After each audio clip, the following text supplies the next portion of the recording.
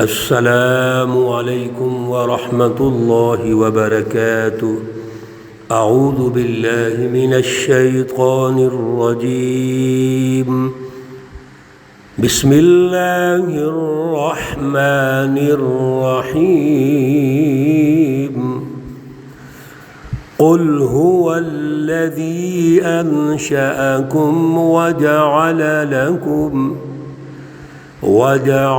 لكم السمع والأبصار والأفئدة قليلا ما تشكرون۔ صدق الله العلي العظيم۔ اللهم صل على سيدنا ومولانا محمد النبي الأمي وعلى آلہ واصحابہ وبارک وسلم وصل علیہ۔ معزز سامعین و سامعات، پارہ نمبر 29 سورۃ الملک، آیات مقدسہ 23، 24، 25، 26 اور 27 ہیں۔ اللہ رب العزت ان آیات کا فہم اور شعور عطا فرمائیں اور عمل کی توفیق اور صلاحیت عطا فرمائیں۔ اللہ رب العزت نے جب سورہ مقدسہ کا آغاز فرمایا، ہمیں رہنمائی دی، ہماری تربیت فرمائی۔ تبارک الذی بیدہ الملک، با برکت ہے وہ ذات اقدس، اونچی شان والی ہستی جس کے قبضہ قدرت میں سب کچھ ہے، جو با اختیار ہے اور نال ہے، شہنشاہ مطلق ہے۔ وَهُوَ عَلَى كُلِّ شَيْءٍ قدیر، اور ہر چیز پر قادر ہے۔ اللہ رب العزت مختلف طریقوں سے دلائل دے کر، عقلی اور نقلی دلائل دے کر، ہماری سطح کے مطابق، سوچ اور ذہنی صلاحیت اور سطح کے مطابق اللہ دلائل دے رہے ہیں۔ پچھلے درس میں بھی ہم نے دلائل سنے اور آج بھی وہی دلائل ہیں۔ قل، کہہ دیجئے اے محمد صلی اللہ علیہ وسلم، هو الذی، اللہ رب العزت کی ذات اقدس وہی ہے، انشأکم، جس نے تمہیں پیدا کیا ہے۔ اللہ رب العزت کی ذات اقدس وہ ہے جس نے پہلی دفعہ بھی پیدا کیا اور ہر دفعہ وہی پیدا کرے گا، وہی مارے گا۔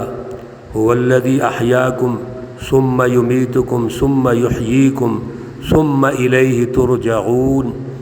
اللہ رب العزت پہ بھروسہ رکھو، اللہ سے اپنا تعلق مضبوط رکھو۔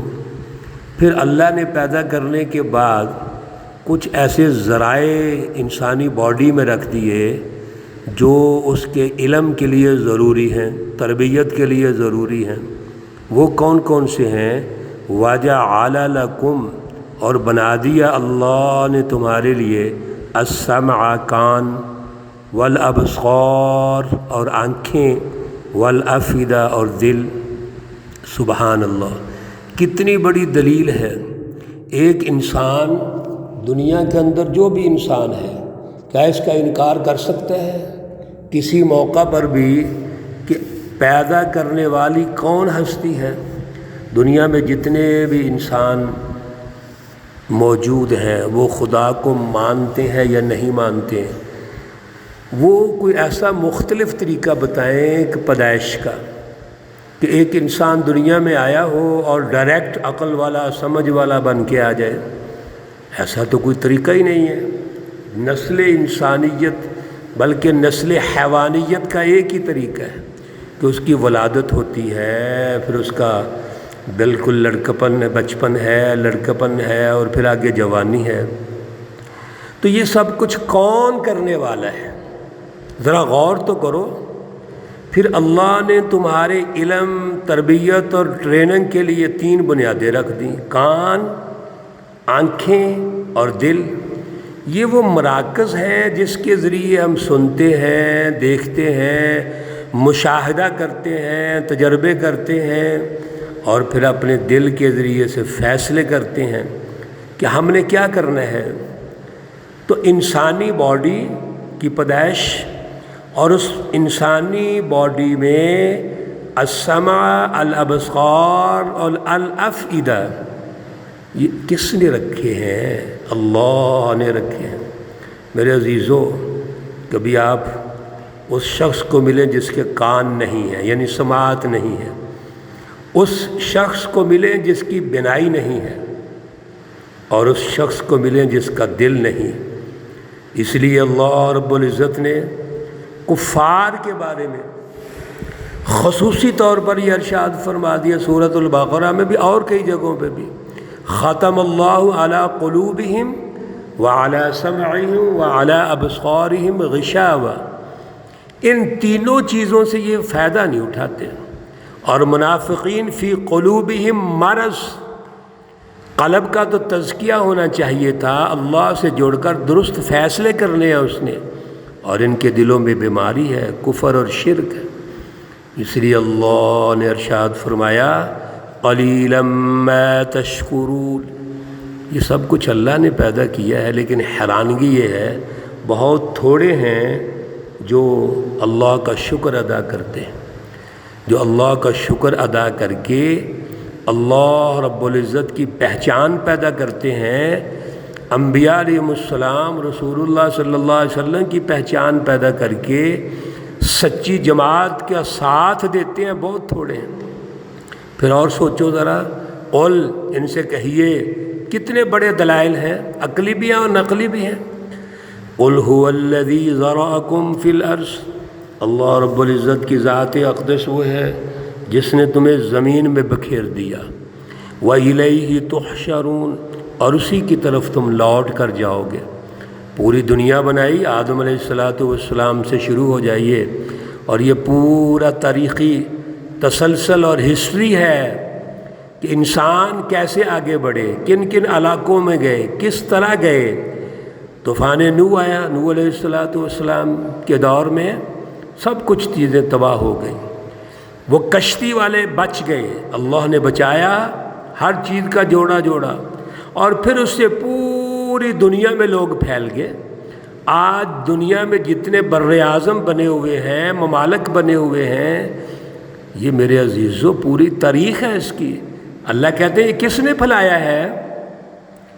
اور پھر یاد رکھو جس نے تمہارا آغاز کیا حضرت آدم علیہ السلام سے اور دنیا میں پھیلا دیا، پھر تم سب اسی کی طرف لوٹ کے جاؤ گے۔ اور آگے سے کیا کہتے ہیں یہ منکرین، مجرمین؟ وَيَقُولُونَ، کہتے ہیں مَتَى هَذَا الْوَعْدُ، یہ وعدہ کب آئے گا؟ وہ وقت جو انقلاب کا ہے، جو قیامت کا ہے، وہ کب آئے گا؟ ان کنتم صادقین، اگر تم سچے ہو۔ اللہ رب العزت پیچھے بھی ہماری تربیت فرما چکے ہیں ان آیات کے عنوان سے کہ کفار، مشرکین اور منافقین یہ دل کے اندھے ہیں، اللہ پہ اعتماد نہیں کرتے، بلکہ سوالات اٹھاتے ہیں، سچی جماعتوں سے پوچھتے ہیں تو رسول اللہ صلی اللہ علیہ وسلم سے بھی پوچھتے ہیں۔ پھر جو آپ وعدے کی بات کر رہے ہو کہ قیامت آئے گی، انقلاب آئے گا، تمہیں پکڑا جائے گا، کب آنا ہے؟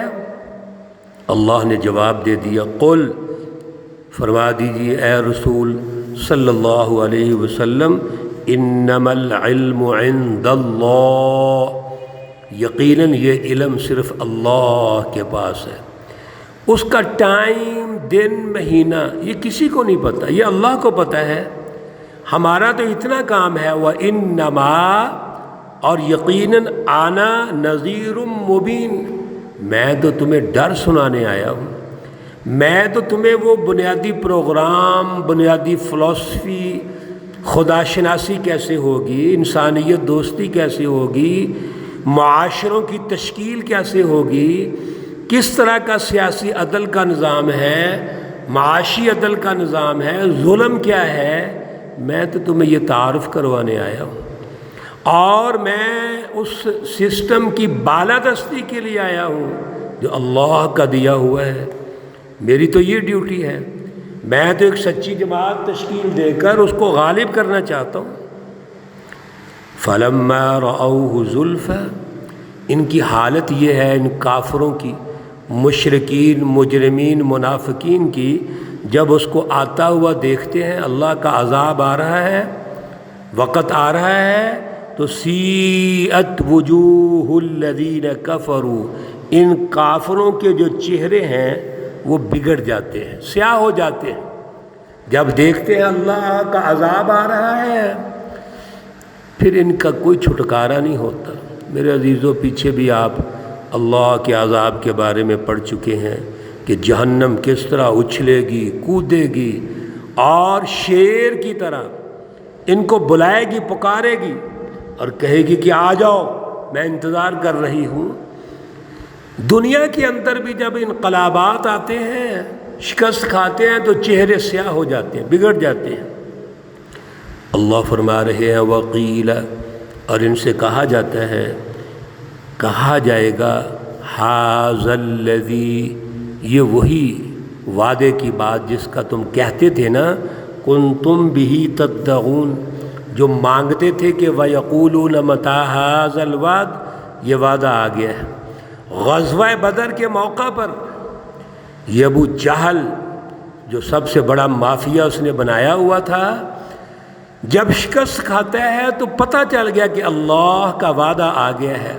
یہ مذاق اڑانے والے، رسول اللہ صلی اللہ علیہ وسلم کو برا بھلا کہنے والے آج شکست کھا جاتے ہیں۔ اللہ کا جب وعدہ آتا ہے تو پتہ چل جاتا ہے۔ اسی طرح قیامت کے دن اللہ ان سے پوچھیں گے، یہ وعدہ ہے اللہ کا، اب کہاں بھاگ کے جاؤ گے؟ دنیا میں تو تم شرارتیں کرتے تھے، فساد فی الارض کرتے تھے، اب کیسے کامیاب ہوں گے؟ اللہ رب العزت ہمیں اعلیٰ شعور اور اعلیٰ فہم عطا فرمائیں۔ اللہ رب العزت تمام بیماروں کو شفائے کاملہ عاجلہ مستمرہ عطا فرمائیں۔ اللہ رب العزت تمام مرحومین و مرحومات کو جنت الفردوس میں اعلیٰ مقام عطا فرمائیں۔ ربنا تقبل منا انك انت السميع العليم وتب علينا انك انت التواب الرحيم، وصلى الله تعالى على النبي الأمي محمد وعلى آله وأصحابه أجمعين برحمتك يا أرحم الراحمين۔ السلام عليكم ورحمة الله وبركاته۔